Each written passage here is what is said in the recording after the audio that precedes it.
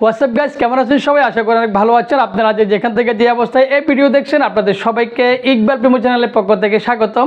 তো ভিউয়ার্স, আবারও আপনাদের মাঝে আরেকটি গুগল টিভির ভিডিও নিয়ে হাজির হলাম। আর আজকের ভিডিওতে আমি আপনাদেরকে দেখাবো আপনাদের টিভিতে smart TV, Android TV plus Google TV অনেক সময় কিছু সেটিংসের কারণে টিভিটা স্লো হয়ে যায়। আপনি যখন রিমোটে কাজ করবেন, রিমোটে সুইচ ক্লিক করার পর কিছুক্ষণ পর টিভি কাজ করে। তো সেই ক্ষেত্রে কিছু সেটিংয়ের কারণে আপনার টিভিটা স্লো হয়ে যাচ্ছে। আর সেই সেটিং যদি আপনারা করে রাখেন তাহলে আপনার সে টিভিটা আর স্লো হবে না, আর্লি কাজ করবে। তো কীভাবে সেই সেটিংটা করবেন আজকের ভিডিওতে আমি দেখিয়ে দিচ্ছি। চলুন দেরি না করে ভিডিওটি শুরু করা যাক। রাইট নাও টিভি স্ক্রিনে চলে আসলাম। টিভি স্ক্রিনে আসার পর এখন আমি আপনাদেরকে দেখাবো আপনার টিভি কীভাবে স্লো হয়ে গেলে কীভাবে আপনারা সেটা পাস করবেন। আর স্লোটা কেমন হচ্ছে আমি আপনাদেরকে দেখাচ্ছি। প্রথমে দেখুন এখানে অনেক স্লো কাজ করতেছে। আমরা যদি পাশে ক্লিক করি দেখুন অনেক স্লো, টিভি অনেক স্লো হয়ে যাচ্ছে দেখুন।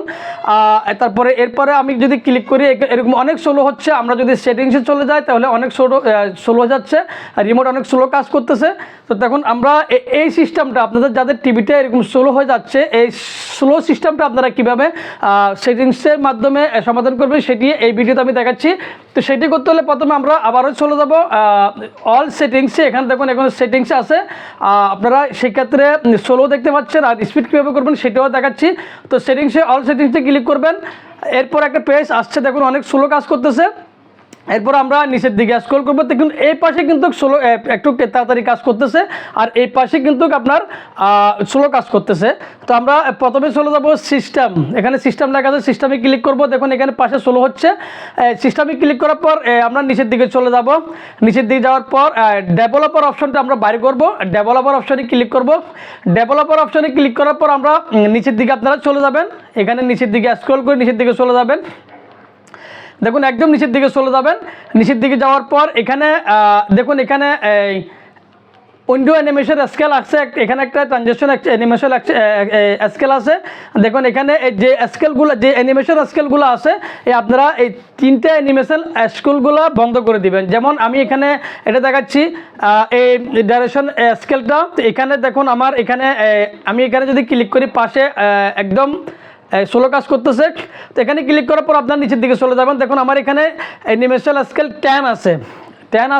তো যার কারণে এটা স্লো হচ্ছে। তো আপনারা দেখুন এখানে অফ অ্যানিমেশন অফ অপশনটা যে অপশনটা আছে এখানে অফ করে দেবেন। অফ করে দেওয়ার পর দেখুন এখানে অনেক আর্লি কাজ করতেছে। দেখুন আমি আবার দেখাচ্ছি, দেখুন এখানে যাচ্ছি, এখানে অনেক কাজ তাড়াতাড়ি কাজ করতেছে। তো এরপরে আপনারা এখানে উইন্ডো অ্যানিমেশন স্কেল যেটা আছে আমার ক্ষেত্রে অফ আছে, অফ করে রেখেছি। আপনারা এটা অন যদি অন থাকে আপনারা অফ করে রাখবেন। তারপরে ট্রানজেকশন যে স্কেলটা আছে এটাও আপনারা অফ করে রাখবেন। তো এখানে 1 2 3টা অ্যানিমেশন স্কেল আছে। এই স্কেলগুলো আপনারা বন্ধ করে দিলে তাহলে আপনার এখানে পাশে খুব তাড়াতাড়ি কাজ করবে, খুব আর্লি কাজ করবে। দেখুন এখানে এখন অনেক আপনার রিমোটটা অনেক স্পিড হয়ে গেছে।